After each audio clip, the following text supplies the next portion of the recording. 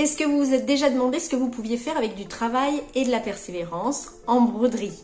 C'est ce que les 6 finalistes de la catégorie mode étudiant du concours Hand & Lock The Prize vont vous montrer aujourd'hui.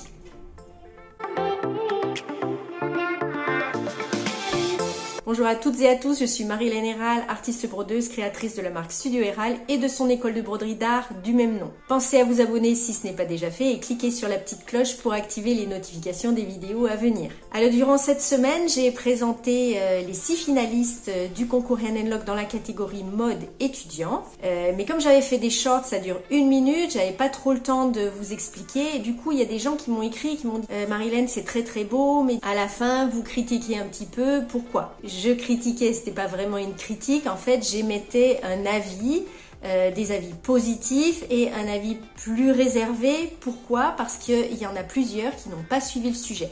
Alors ça s'explique aussi parce qu'on est dans la catégorie étudiants en mode. Les étudiants en mode n'ont pas trop le temps en fait de faire énormément de silhouettes en plus de ce qu'on leur demande. Une silhouette, donc c'est un vêtement, des accessoires éventuellement.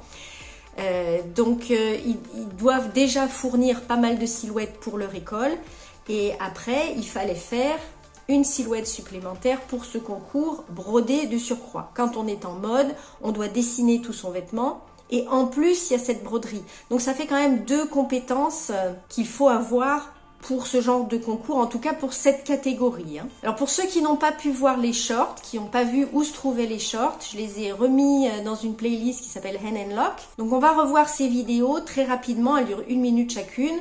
On va voir les 6 nominés et depuis la semaine dernière, du coup Yanis a gagné le prix du public grâce à vos votes. Donc je vous remercie infiniment d'avoir voté pour lui. Il va pouvoir développer son entreprise, c'est une très bonne chose pour lui puisqu'il aura une formation en marketing. Qu'est-ce que j'ai regretté en fait dans cette catégorie? C'est que la plupart des candidats n'ont pas traité le sujet. Alors je vous rappelle que le sujet, c'était sur la spiritualité, les religions, les croyances, le mysticisme et plusieurs ont traité en fait l'écologie qui n'était pas le thème. En fait, comme ils ont traité l'écologie dans leur collection, du coup ils ont essayé de raccrocher l'écologie à la spiritualité, mais c'était pas forcément très réussi. Deuxième chose que j'ai un petit peu regretté, pour la gagnante qui pourtant a une œuvre vraiment exceptionnelle, c'est magnifique, qui correspond mais vraiment au sujet. Elle a fait des recherches, c'est vraiment extraordinaire, sauf que c'est de la broderie machine. Alors moi je suis en broderie main, évidemment c'est pas la même chose, la broderie machine et la broderie main c'est pas la même chose. Est-ce que le Hand & Lock plus tard va ouvrir une autre catégorie? Le problème c'est qu'il y a de plus en plus de jeunes qui mélangent les techniques et c'est très très bien. Du coup c'est plus difficile d'organiser un concours puisqu'il faut qu'il y ait des gagnants, ils ont déjà 4 catégories. Là ça devient compliqué d'en rajouter encore avec la broderie numérique. Son œuvre était entièrement en broderie numérique, en tout cas son œuvre est en 4 pièces, elle a proposé une pièce pour le concours, vous la découvrirez, c'est la dernière vidéo. Voilà, en tout cas toutes ces pièces sont magnifiques puisque pour être finaliste il faut avoir quand même un effet waouh, c'est sûr. Maintenant ils répondaient pas forcément tous au sujet. Voilà, je tenais donc à m'expliquer par rapport à ça. La prochaine vidéo ça va être de nouveau un short. Je vais vous présenter la catégorie art textile étudiant. Donc là, on va être libéré de tout ce design de vêtements, de mode et se consacrer davantage à la broderie puisque c'est un concours quand même de broderie. C'est un concours, je le rappelle, qui est organisé par l'école Hand & Lock à Londres, une école de broderie et qui est un concours international. Vous pouvez regarder la vidéo qui explique ce concours, je la mets là juste au-dessus. Donc allez voir, j'explique toutes les modalités, comment ça se passe, les 4 catégories. En tout cas, faites-vous plaisir, regardez de belles broderies, il y en a des plus compliquées, des moins compliquées. Il y en a dont les finitions sont pas parfaites. Encore une fois, ils n'ont pas forcément le temps. En tout cas, je vous rappelle que pour les soulever, pour faire une jolie finition, si vous la faites au crochet Lunéville, utilisez un point riche, bien serré, c'est quand même beaucoup plus joli. Et ça évite au tissu de s'effilocher. Je vous laisse donc avec ces 6 nominés, les 3 gagnants, plus Yanis qui a été gagnant du prix du public. Il reste 2 personnes qui n'ont pas eu prix, mais encore une fois, ça s'explique parce qu'elles n'ont pas du tout répondu au sujet, même si leur création est très belle.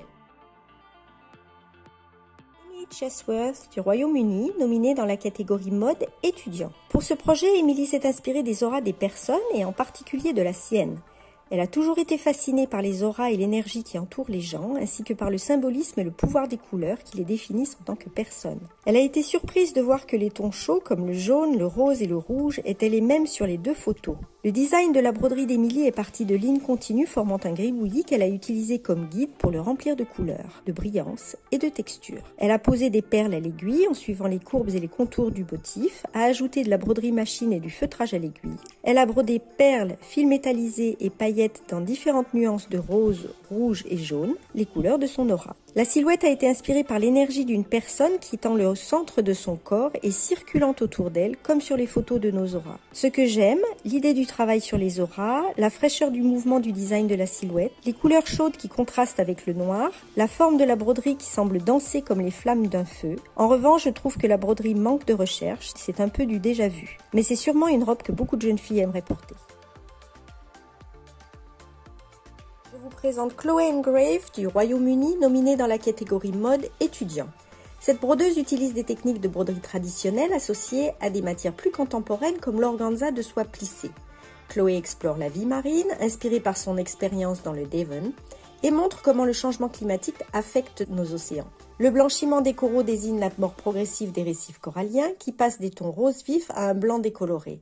Chloé a également mis en évidence l'augmentation drastique de la population de méduses en développant son propre bioplastique fait maison à partir d'amidon de pommes de terre pour créer une matière similaire au cuir. Ce matériau innovant recouvre sa broderie pour recréer la texture gélatineuse des méduses. Mon avis, il y a de bonnes idées, mais j'ai été déçue de voir que cette candidate avait été nominée alors que sa création est totalement hors sujet, nulle trace de spiritualité ni mysticisme ici, et que ses finitions désoulevées ne répondent pas aux critères d'un tel concours. La robe n'a pas été portée que déjà le tissu s'effiloche. Je vous présente Yanis Miljen, nominée dans la catégorie mode étudiant. Au commencement étaient les bijoux sous tache de Doris Chengiry que sa camarade Minan a modifié. Puis Yanis a eu l'idée d'adapter cette technique à tout le corps pour qu'elle devienne matière à la place du tissu. La difficulté fut de mouler cette sous-tache sur le mannequin en cachant les parties intimes et surtout que cette robe puisse s'enfiler sur un corps. Les montres du XVIIIe siècle ont remplacé les cabochons d'origine pour créer une sorte de talisman contenant les mémoires des anciens propriétaires de ces montres. Puis le nom de cette robe, Timeless, dentelle du temps, est un jeu de mots avec timeless, intemporel. En cousant cette robe, c'est comme si le temps s'était arrêté, comme si les âmes de tous ces propriétaires de montres accompagnaient Yanis. C'est après 3000 mètres de sous-tache et 1500 heures de travail que Yanis a réalisé ce qu'il avait réussi à créer, une robe entièrement brodée main, sans aucun support. Yanis a gagné le prix du public grâce à vous, à son travail et à sa persévérance.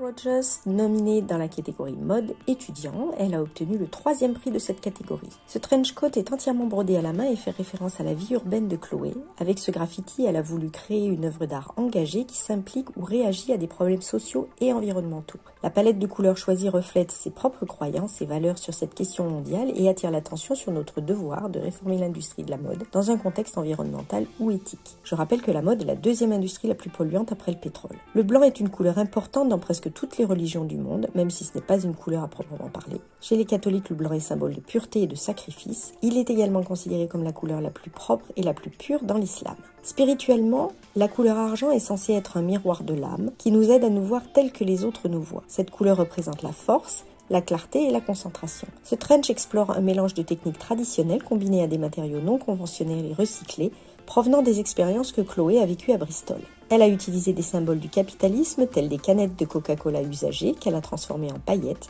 mais aussi des fermetures à glissière d'occasion, des chaînes et des lacets, des perles de verre et des ressorts provenant d'appareils électriques mis au rebut, ainsi que des feutres et autres stylos qu'elle a enduits d'une peinture absorbant le CO2. Une belle réflexion sur les problèmes environnementaux, mais encore une fois un lien ténu avec le sujet de cette année, si ce n'est dans les couleurs.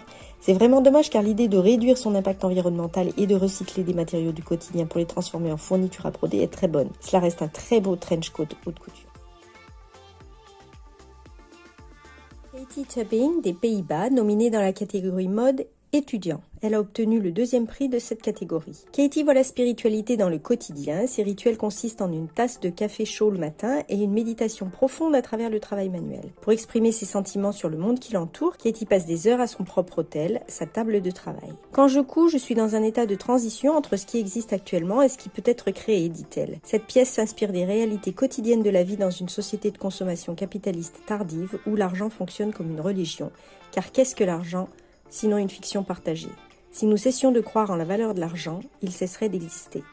Cette pièce est brodée avec des pinces à cheveux de l'enfance de Katie, ainsi que des perles et des bijoux recyclés, et comprend même des pièces de monnaie couvrant les yeux. Elle incarne la surcharge sensorielle et le culte du matériel. Katie voulait créer un vêtement brodé qui représentait le gaspillage, mais aussi l'espoir. Elle a trouvé des bijoux abandonnés et leur a donné une nouvelle vie. Toutes les pièces sont cousues à la main sur du tulle, puis fixées sur du néoprène. Pour la partie robe, la même technique est appliquée. Ce que j'aime, l'association des couleurs qui reflète bien l'espoir qu'elle voulait mettre dans sa création. En revanche, je regrette la pauvreté de la broderie qui consiste en une simple pose de perles créant un amoncellement. Pourquoi a-t-on oublié qu'il s'agissait d'un concours de broderie et non de design de mode? Madeleine Atkinson, gagnante de la catégorie mode étudiant.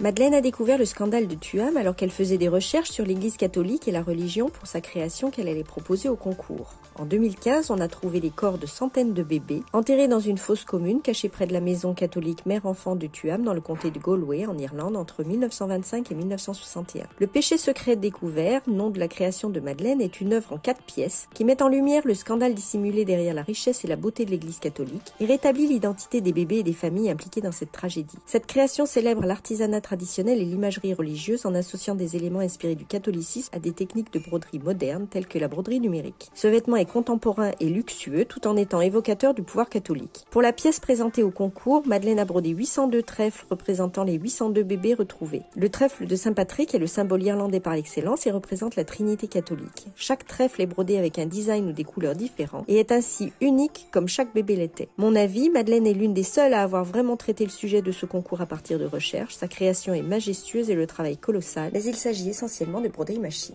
Voilà, j'espère que la présentation de ces 6 nominés vous a plu, que vous aurez pris quelques idées. Qu'est-ce qu'il faut pour arriver à créer ce genre d'œuvre? Il faut déjà un attrait pour la mode, pour la broderie. Bien évidemment, il faut vraiment être passionné, il faut avoir envie. Et après, c'est du travail et encore du travail et de la persévérance. Est-ce que vous êtes prêt à passer 1500 heures à coudre comme ça des morceaux de soutache? Est-ce que vous êtes prêt à ça?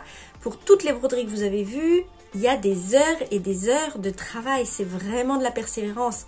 Alors on me dit les idées, ça vient à force de créer, encore une fois. Et s'il existe des écoles pour apprendre à créer, c'est que ce n'est pas inné. Il faut être curieux, il faut s'intéresser à beaucoup de choses.